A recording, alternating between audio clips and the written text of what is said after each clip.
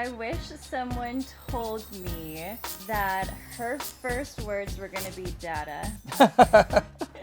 In your defense, Otherwise I her would've mouth tried only harder. moves in that direction. She did sound like she said dada. She full on says dada. Well, I don't blame her. Hi, my name is Amanda Pacheco. And I'm Wilmer Valderrama. And we are the parents of Nakano Oceana Valderrama.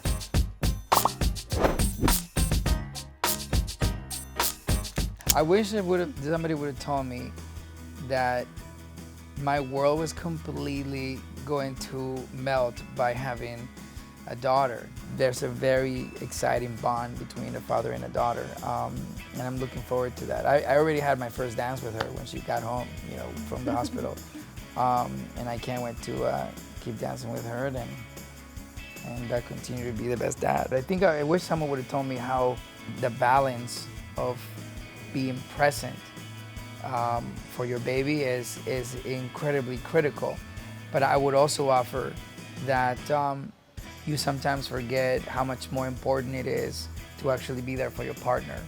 I think that's the thing that I'm very grateful that I was able to really realize is that the baby is our priority, but you are mine. You were nurturing me and taking care of me while I was taking care of the baby, which Yeah. is like this little Right, which and trifecta. oftentimes they tell you, okay, it's all about the baby, so both of you are with the baby and you forget about each other and you forget about yourself. Yeah. And you could really lose yourself there. And I think it's important that everyone's keeping each other accountable to make sure that everyone's showing up and everyone has time, that the baby's gonna be fine and that you could have time for yourself. I wish someone had told me to stay in control. For us, we really let her lead the way at first. Oh yeah, so that probably is the worst advice. Listen to the baby. Like that's such a cryptic thing to tell somebody. Listen to the baby. The baby will tell you what the baby needs. But there's no structure in that advice, right? So don't tell you when to listen to the baby or how many times you listen to the baby because there's so much habit that is built when you allow the baby to rule the house, right? And I don't know, I was brought up in a Latin household. So my house, my mom is Colombian, my father's Venezuelan.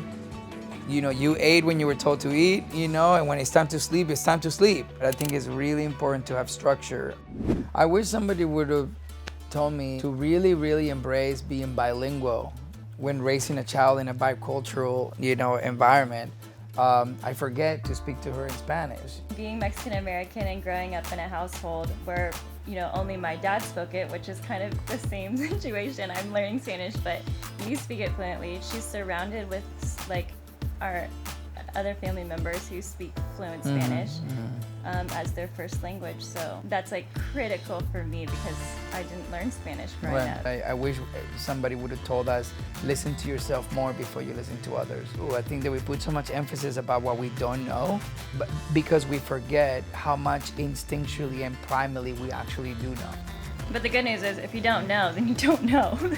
Right, and which means you don't have to stress about the stuff that you don't know anymore, Just trust yourself, that's in you, that as soon as it happens, all kinds of versions of yourself will wake up and that is what you follow your instinct. Yeah, you'll know what to do. I wish somebody would have told me that the worst part of being a parent is actually leaving for work.